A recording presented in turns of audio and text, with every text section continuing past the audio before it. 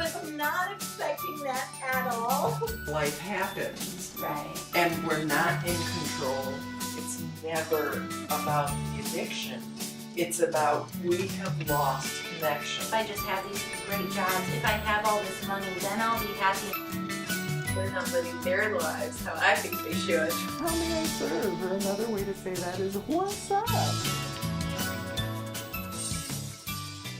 Today, we have the pleasure for this Conscious Conversation segment of having Tina along with her beautiful daughter, Julia. And so we're going to move into a conscious conversation, and maybe it takes the form of a session and moving into how may we serve. But often I receive clients, and not only as individuals, but also as I often receive partners, husband, wife, lovers. I often receive people with their children, because as we move through life, there's often different things where, ooh, this is conflict. How can we move into a greater space of clarity, of harmony as we move through this thing called life? So for today's conscious conversation with both of you, first of all, I just want to express I'm so grateful.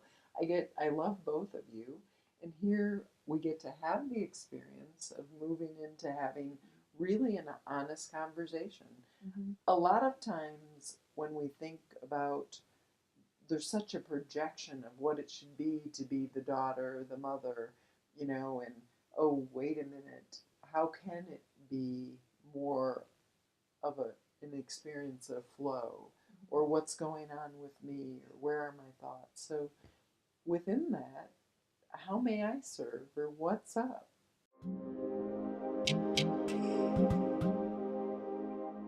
So we don't have to make anybody's story wrong about how they feel about us, but it's about recognizing that how we experience other people in our world is a direct reflection, not only indirect, but direct reflection of our lives and our relationship with ourselves. So that takes it to, there's only one relationship that matters, and it's our relationship with ourselves. And yet, the cleaner and healthier you get in your relationship with yourself, Tina, it's directly impacting your daughter, Julia. It was hard to buy into that, though, because I was brought up thinking that was self-centered. That was like narcissist to think of yourself and only want a relationship with yourself. But then, the whole sourcing and wanting other people to make you all that ugly stuff came in there. Well, I think that while it does have value, I mean, I know what they're saying, like you shouldn't be all about yourself. I think that in saying that, though, they miss the foundation, because you can't have a relationship with anyone else until you do have a relationship with yourself. Exactly. And I think that was the biggest issue, because there are narcissists in our family, and you're thinking, well, why aren't they like spiritually available and open? It's because, I don't know, they never had a foundation of just the relationship with themselves. They're like trying to cover up for the fact they never had that foundation almost. So what's the difference? Connection versus disconnect. Mm-hmm. Yeah. So the consciousness versus unconsciousness. Yeah. Definitely. I don't know. I don't know everything. Ego, personality versus the true self with a capital S. I guess I'm thinking of all the books I've read, right? Being too scared to look into yourself and have a relationship with yourself is where like the narcissism comes in. It's a covering up for that. It's like, instead of finding it, you're just like, well, I'm great anyways. I don't need to find it. Got it. Yeah. Oh. Yeah. We're flipping. But I like it. even though, like, we have found relationships with ourselves, obviously not 100%, whatever it does, but it's made our relationships with everyone else better. And we, like, for me personally, all I want to do is give back to people, and I just want to give and give and give. But I mean, I wouldn't have been able to want all that without wanting to love myself first. So it's a balance. Yeah. It's about recognizing, if I don't love myself, how can I authentically love you? Mm-hmm. Yeah. And it doesn't mean you have to always look outside, because if we're always looking outside to give or to fill someone else or to love self, wait a minute. Because that was one of my stories as I was, maneuvering, negotiating through life. It's like, give until it hurts, give some more. Yeah. And the tank is empty. I have nothing. So Yeah. I'm bitter, angry, and resentful, pretending to be nice. But I'm not nice because I'm so empty and so depleted. And so then I'd have the breaking point, and then I'd feel bad about it and rejuvenate, and then, play the whole cycle again. Yep. And it was really a disconnected cycle. And even though in truth and who I was very loving and caring, when I didn't consciously pay attention and get to know myself intimately, it's like I couldn't have intimate relationships with others without getting intimate with myself and what I needed and what was my motivator and where were my authentic expressions of love. And you're back to personal responsibility again, too. Exactly. And I never knew that was an option. I know that sounds silly, but it's say like more though. What were you taught? Well, it's way what easier, was right? To you, name it. It was what was modeled to you? That other people should be responsible for making me happy, and I should be responsible for making them happy. It's really kind of a sick thing, actually. Okay. I'm not saying it. I don't think I'm saying it right, but it's You are. Name it. So come together as a couple. How should your husband be sourcing you? Name it, because this is something that it's not just about you. This is society. This is culturally.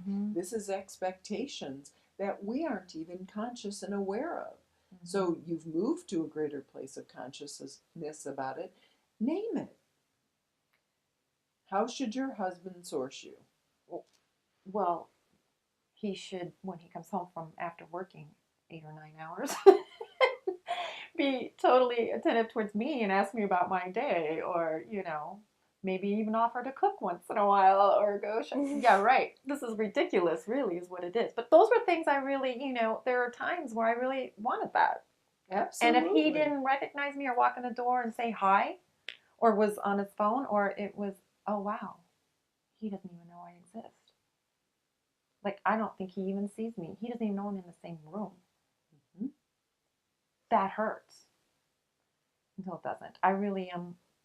Even saying it now because I know better, the personal responsibility has helped me. It's given me an answer, because I've wanted control. I've wanted the happiness. I've wanted peace. I've wanted love. I wanted all these things. But to be able to say, okay, how can I get that for myself? That's really the only way you can do it, right? Right. I feel like everyone always hears change the world throughout their lives, but I feel like no one realizes that you change it by changing yourself. The inside job quote, right? Absolutely. Absolutely. The world peace is an inside job. And how do we demonstrate that? Yeah. And it's interesting, because if husband does walk in the door and give you a hug and, hi, honey, you're the light of my life, you source me, like, then I know. Oh. But it's temporal. It's only temporary. It doesn't last. You source me. Yes. I know, that's so gross. Because no one else outside of us can ever ultimately source us. But, you made me feel good for 5 minutes, for 10 minutes, for an hour. Oh my God, for an entire evening. Oh, and then you're gone. Now what? Yeah. Like, there's no internal connection with source. And so it's like flat. Okay, now what are you going to do to source me? Now what? Right.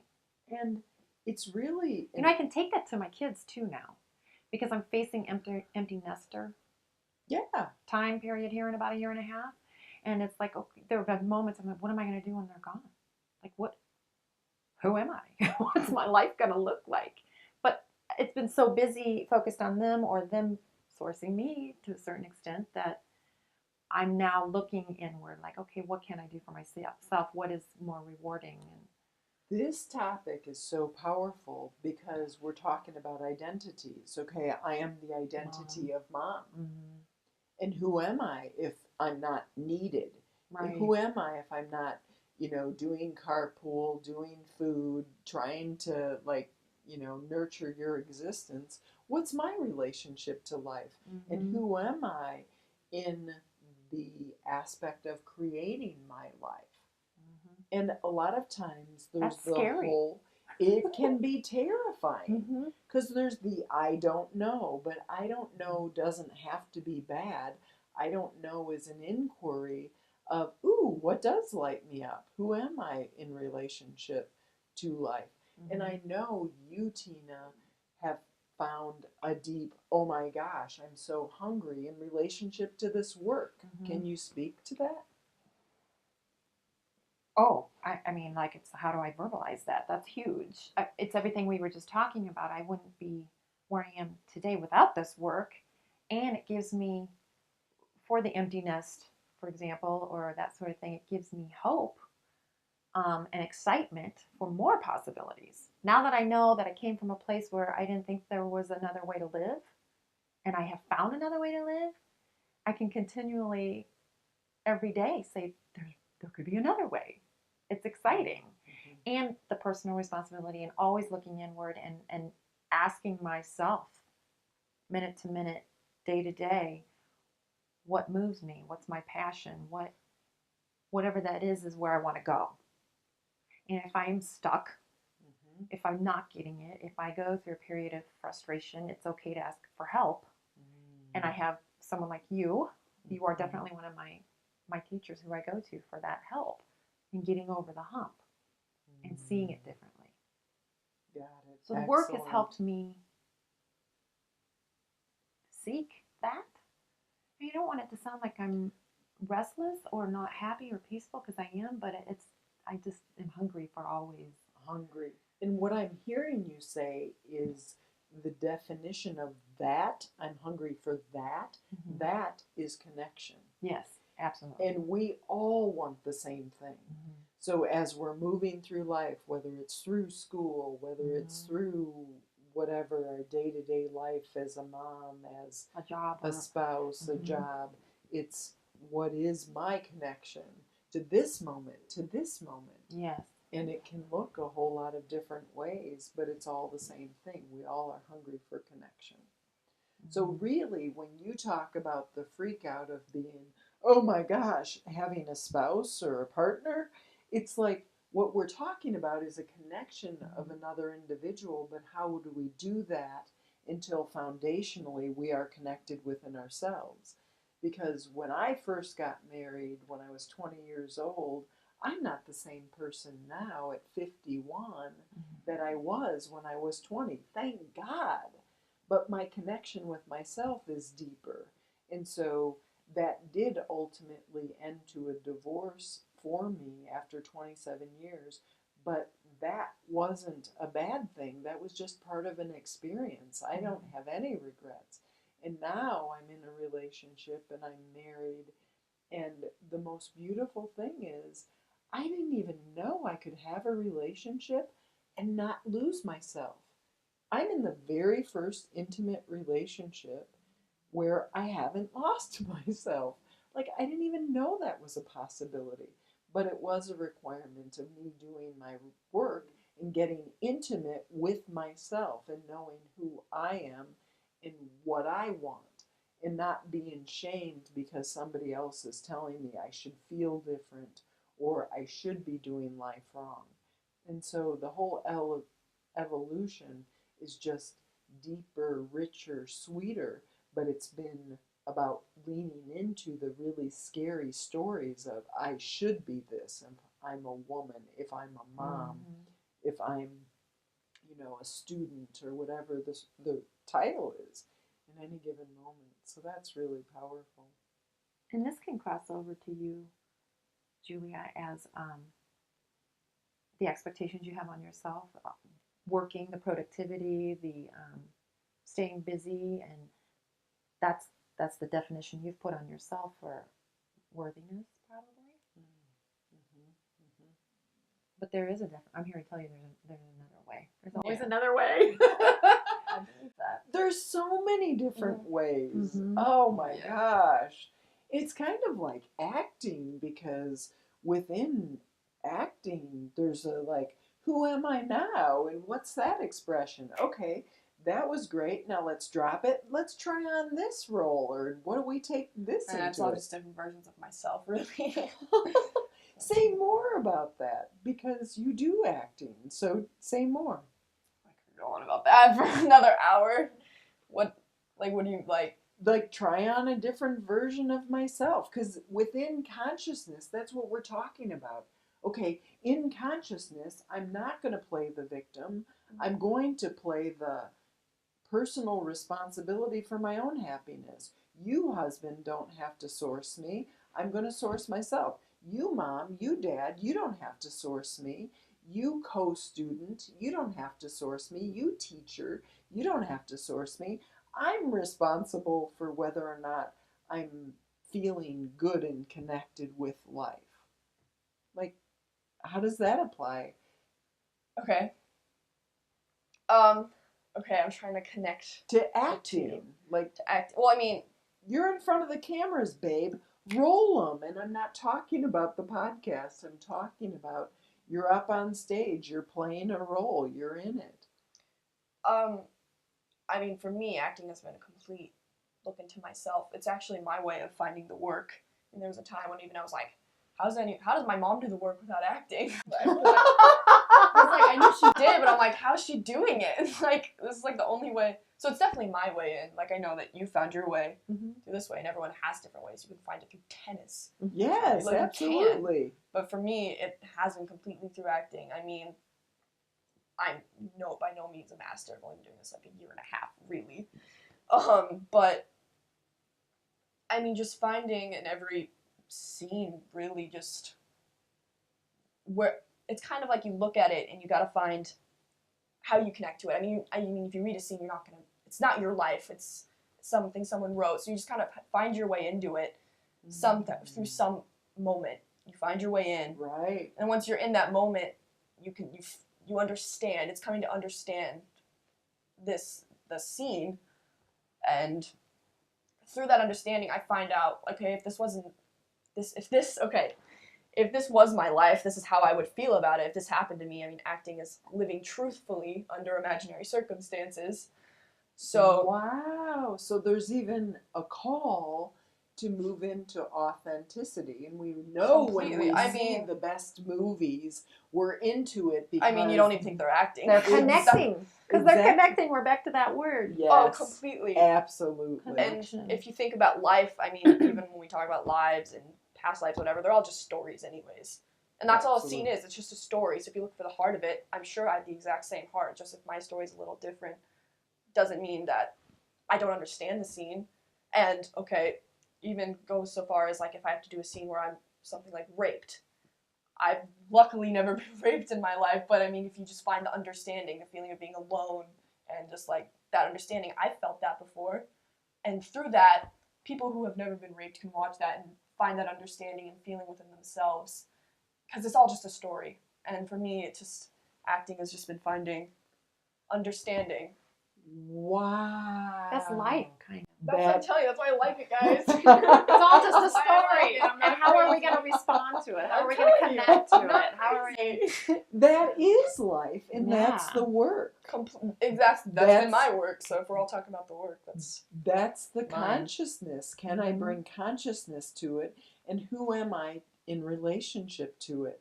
But instead of, okay, I've had this experience or this dark conflict happen to me, or my spouse isn't approving to me, or I'm being shamed because I'm expressing this, what feels authentic to me in the moment.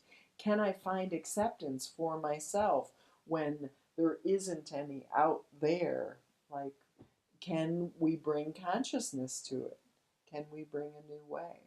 So a lot of times on the big screen and in life, even if it's not being filmed, we're in the place of the fear is real, the disconnect is real, The authenticity? No, I can't be authentic. I need to live a life of disconnect. Like, that's our story and that's our conclusion. And so, to me, the gift of the conscious conversation and bringing the awareness to it is, oh, wait, that conclusion of I'm disempowered, my voice doesn't matter, I'm not enough, isn't true. Like, it's bringing a new possibility instead of the conclusion that I am my outfit, I am how put together I look or come across as. In Hollywood, like, there's a lot of things that aren't authentic. It's like smoke and mirrors. Can you speak to that?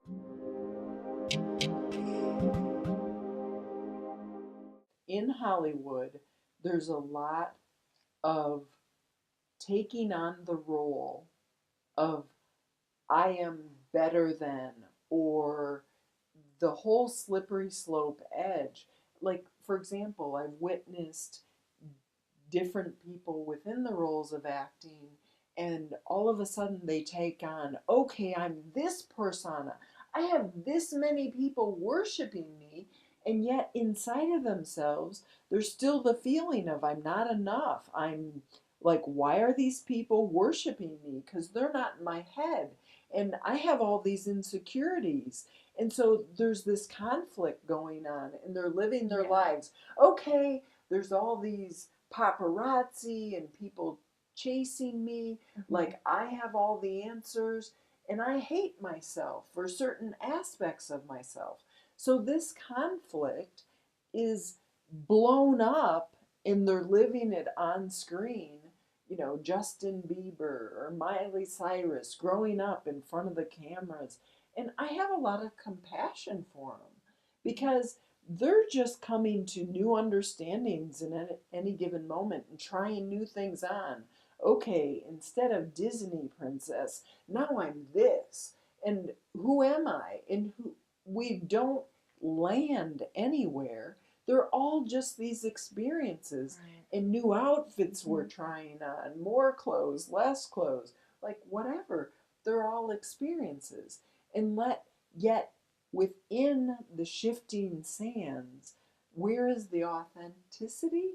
And in any given moment, sometimes the authentic is, I don't know. Right. So let me try this on.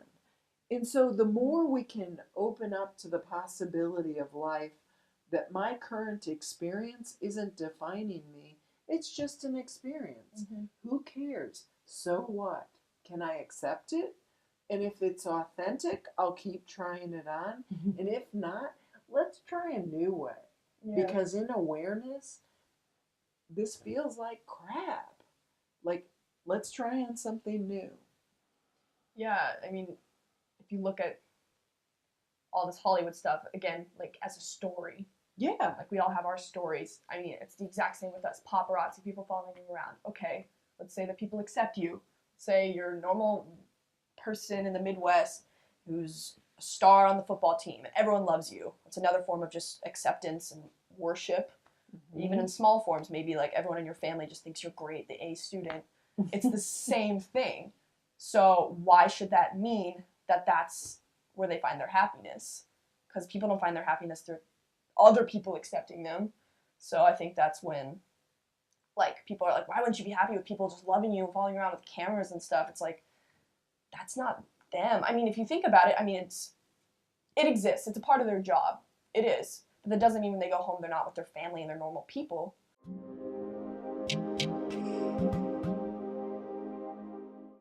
So the whole thing of relating Hollywood to be this, I have the answers, okay, this is the persona, this is my identity.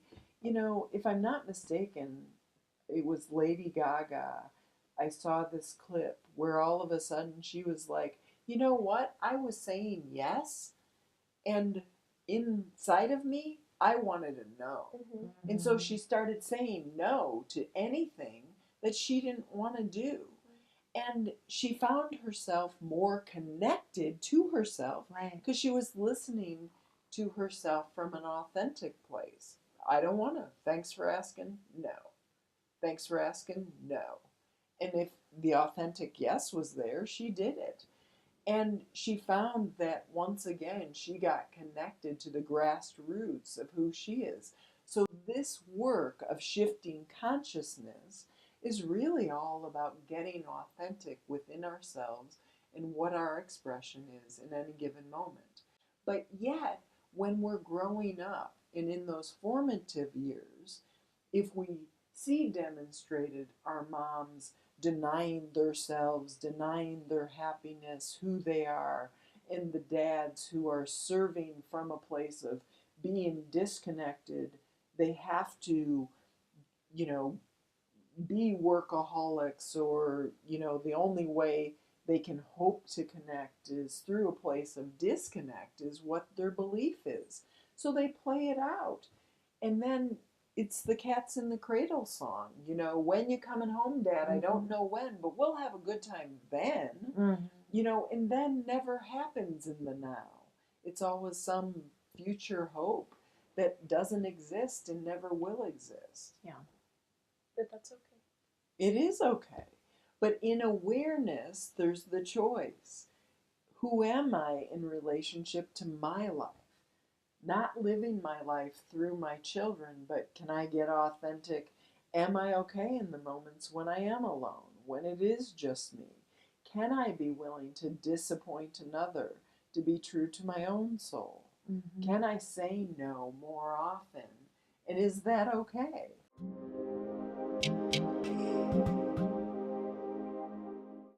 Think about it. Like, what we're exploring here is life in relationship to movies and Hollywood and productions. Just another and they're story. all stories.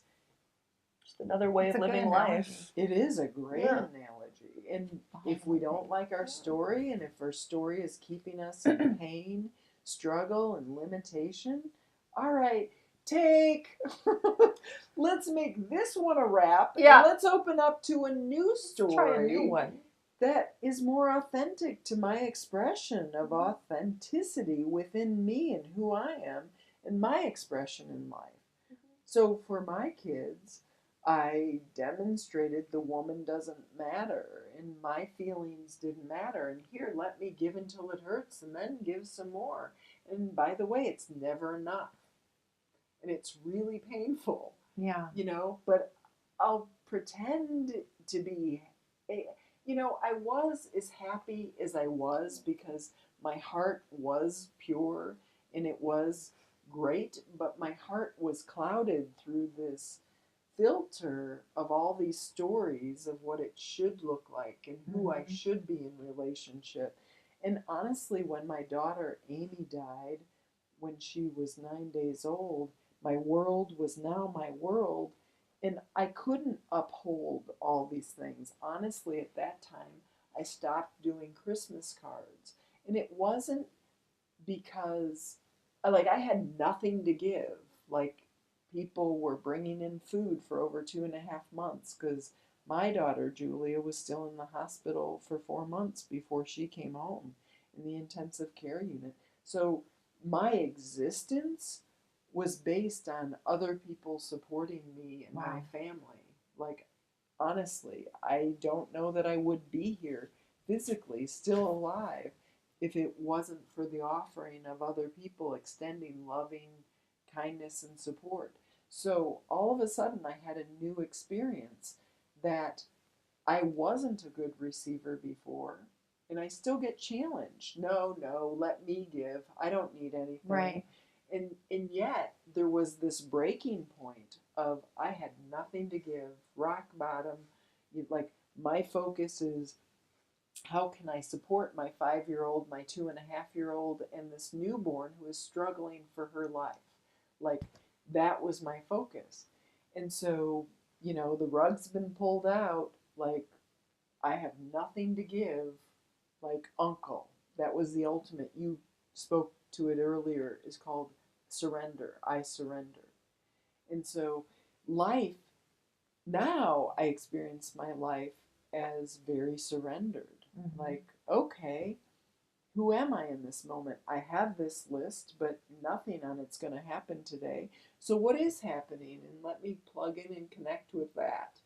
Like, let go of my story. That's a real freeing oh my experience goodness. to be able to. Right, right. Again, I can do it sometimes, but there all the time. Well, that's why we're still alive. Yeah, welcome to think? humanity. It's the evolution. We got it all figured out. We're dead. Is that? Oh, So, gotta be confident. or in not. this. Or not. So, Tina, how have you experienced doing this work and picking stories that are more authentic to you in relationship to you experiencing a greater level of freedom in your life? Wow, that's a really big question. Do you feel freer with some of your conclusions and some of Absolutely. your stories? Generally, I can say that, and in some moments more than others. But I feel like I have so many tools in my tool chest to pull from now when I get in those. So, what are the tools? Well, I mean, literal things like I actually go to the quiet place, or it's meditation, or I have systems in place to listen to myself better, Like what? like meditation, prayer, music, quiet time, nature, even walking in nature, meetings with you, for example, or healing intensives, breathing, breath work, working out. I mean, I have lots of different ways tools I call them, that are good and healthy ways for me to actually learn. I've learned through them to listen to myself better. Yeah. Which some people call intuition. But trusting it has been a process. And learning to listen to it has been a process. And believing what I'm hearing has been huge. Believing in myself and trusting myself and having faith in myself to live. I can't believe I said it that way, but that's really it, because I really thought other people did a better job of doing my life for me than I did. I didn't want responsibility. Wow.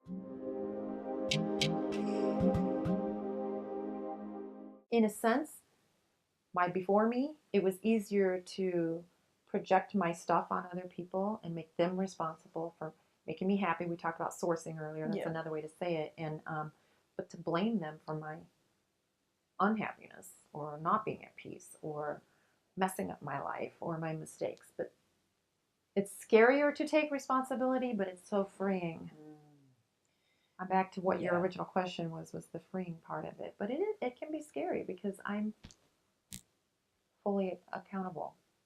But that means it's okay to be messy too sometimes. Be messy, screw up. That's life, right? Life doing life, as you say. Yeah. It's the only fun part. It's all a part of the experience. I mean, when you think about it, when we talk about, okay, I am in control, well, life is going to do life. And all of a sudden, your perspective of being in control, you're going to be knocked out flat. Well, the only thing you are in control of, what I have found, is your choices. Of how to respond to what's going on. How you're going to you. respond to life doing life. Right, exactly. So when I get triggered or I get upset or I'm mad or sad or whatever might come up for me, it's like, okay, how can I choose different? And it may not happen right in that second because I'm so involved. But going to the tools or taking the quiet time or a walk or music or whatever it happens to be, a workout, they help. Journaling, another good one. Absolutely. Absolutely. Do you do any of those things? Yeah, but I don't have routines like I would like to. It's a practice. Yeah, it's a habit. It's like working out. Building muscle. But it definitely helps when I do it. So what helps you make connections? With myself? That's the only relationship. I love it when you keep saying connections, because I forget that's what I'm trying to say. And that really says it all. Connections. I mean, obviously, through acting, it's a big one. So when you act, you find that you're present. Well, I mean, yeah, that's the goal. You got to be present with your partner and just be you under imaginary circumstances. So finding myself under circumstances that I've never seen myself in make me realize, okay, how would I respond in this? Who am I? you know? Who would respond to this? Well, I would, so how would I do it? And through that, I find out what's meaningful to me, why. I mean, the biggest word in an actor's vocabulary is why. Why do I feel this way? Why? Not like, why me? But just the constant questioning why has me constantly looking into myself. Why do I feel this way? Is it truthful? Is it real? Why? You know? Those are great tools right there. Yeah. Absolutely. I love this conversation. One of my teachers, Jonathan Parker, he actually was working with a very well-known, I don't even know the name, but actor. And as he was working with the actor, releasing the charged emotions within his background and all of that, the actor consciously chose to stop working with Jonathan because he was having a harder time within his acting drawing on an emotion of disconnect, an emotion of fear. To use it. The response to use it because there was such an acceptance in an understanding of the truth of whatever was going on. So there wasn't the impulsion, to draw from the anger or the hatred or the separation or whatever it was. The more and more he did his work, it was all good. Yeah. It's interesting Oh, though, no. because yeah, it is interesting because that's actually a fear that's been with me and basically my only friends, my closest friends are actors, and I'm with them all the time, and they're all great people, but I mean, if you look at the greats, a lot of them were very like depressed and like sad on all this old, it's just sad. You think about it and it breaks my heart, and when I look at it, I'm like, I of course respect their work, of course, it's great, but I'm like, I don't agree with the way they live their life, but I mean, life, we're constantly, the next generation is improving upon the past, but hopefully. Yeah, I was thinking the same thing. But yes, hopefully, they are unless they're not. And if they don't, that's fine. But I mean, individuals. We have the opportunity to look on it to improve upon. Right. Which not everyone is, because everyone, like that actor that he worked with, they want to sit on the emotion, and that's what I was scared of doing. I'm like, well, if I keep doing this work, what if I'm totally good and I can't act? Like, well, I don't want to do it then. Like that, I had the same thought, but I realized, I'm like, that's not true. I mean, life is always going to be there. I'm never going to be all okay. And not in a bad way. Like, there's still things that I feel strongly for. Like, think of, okay, maybe I'm all happy. What would it feel like if I lost that or something, you know? I mean, there's still a feeling that happens there. So I actually think it's wrong to turn your back on the work because you're scared. Because maybe, like, that emotion is worth getting over to open up for something more. I mean, obviously it's worth getting over. It doesn't mean you don't understand it. It's all about understanding. If you look at something and you understand it, that's all that matters. I mean, it's not like with Strasberg where he was like, just come up with like past emotional trauma and think about that memory. It's not necessarily the story. It's understanding, like, oh, I understand how that feels. The emotion of it. Yeah, and you don't get rid of that by the emotion, Julia, can completely go away. I'm telling you. Like, when you're in the emptiness and there's just complete acceptance, like my life before 2010, when I lost my mind, I live in the emptiness now. You can witness something going on. You can open your heart to compassion. You can have feelings about it, but it's very different from a place of the emptiness. There isn't the drama. The drama is gone. And within acting, there's a lot of times the drama piece of it. And so, but we don't know until we're in it. Mm-hmm. Does that make sense? Yeah. So going off of that, I think what's important is, okay, so obviously everyone's scared of doing this work because they're scared that they're going to forget what means stuff to them. But I mean, life is always going to continue going forward. There always is going to be more stuff thrown at you.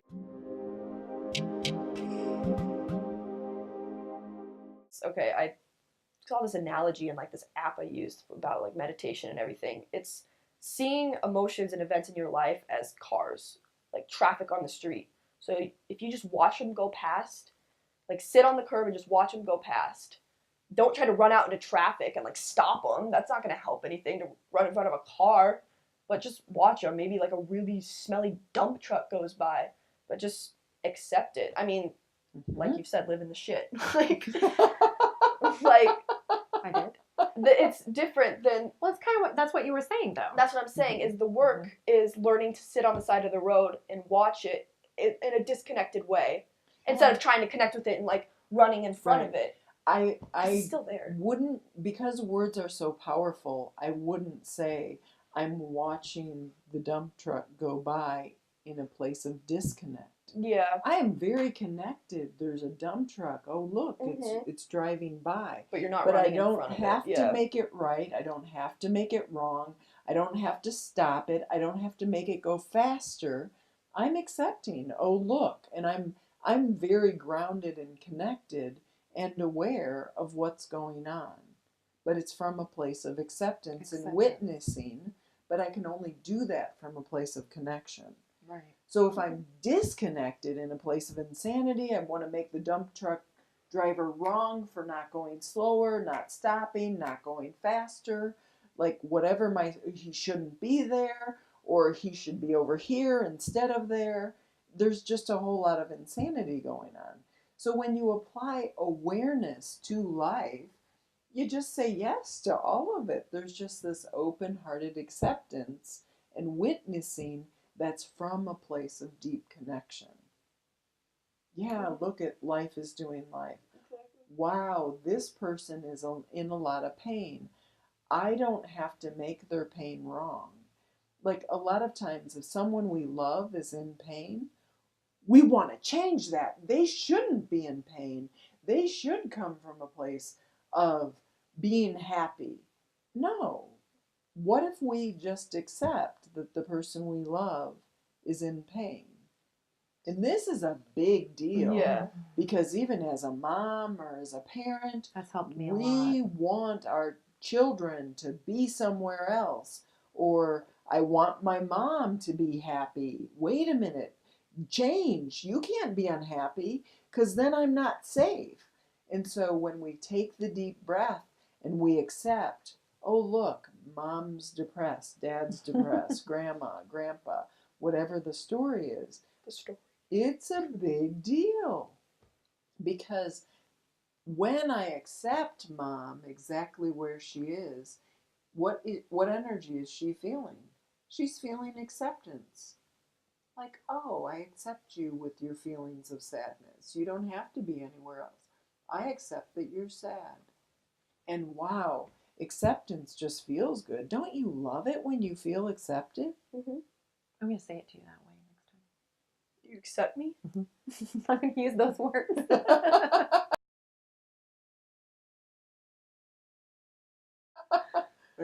She has a new tool. And now you're going in her to know what I'm toolbox. talking about. You're gonna like it. That's right. You're gonna accept it back. Or not. Yeah.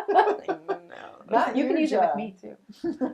Yeah, Mom. I accept you're depressed, Mom. Mom, I accept it. It's fine. You're okay. This will be a new family thing. Yes. Yeah. Acceptance. Joe and Dad are gonna be like, they stop. But we accept you too. Accept it. Crazy. That's awesome. And it's a force. Like it's real. The acceptance, when it gets real, it's just like, yeah, you do your thing. And Because you don't feel the judgment.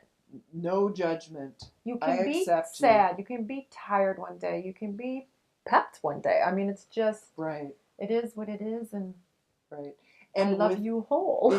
and within that acceptance, if you're accepting your mom when she's having an off day or she's in a wonky wonk place, you don't have to be sad or disconnected or go to the wonky wonk place to show her that you love her. You can be happy.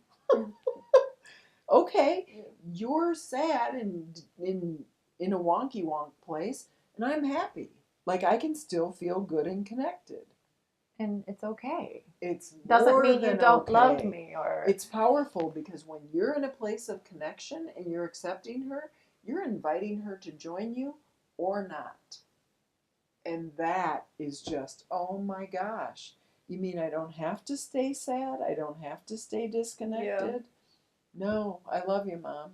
You're feeling the disconnect, and I love you. You're feeling come join the happy place, and I love you.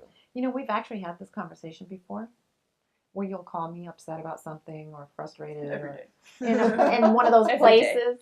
And there have been a couple of times where I'm like, I just don't know how to help you. I don't know what to say. Nothing is working. So let's take a little break and come back to this. I mean, I literally don't know. And you'll get even, do you remember? Sometimes you'll get even more mad. Fine, you just don't understand.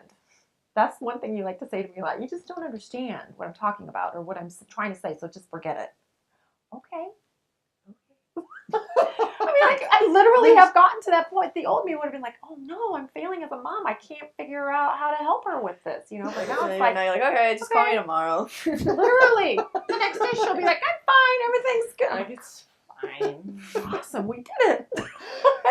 And what's so beautiful about witnessing this conversation is from this place of now, you can see what's you're doing. And like, okay, in any given moment, what are we looking for? We're looking for connection. And there doesn't have to be a certain savior to come and save the day. There doesn't have to, like, okay, I don't have to fix it. I could just listen. You don't have to fix it, and you don't have to be fixed. Okay, I'm feeling like I'm having an off day. And the quicker we can accept it, the quicker we can move into awareness of, oh, look, I'm trying to control my classmates or control how this piece or this expression is going. And it's not working. Like, just the faster we can name it in awareness, then the more we can move into acceptance, the faster we can shift into a new place, a new consciousness, a new experience of acceptance, and it just feels good. Excellent. I love it too. It's such a powerful conversation. See, breathe. And breathe. Oh, right.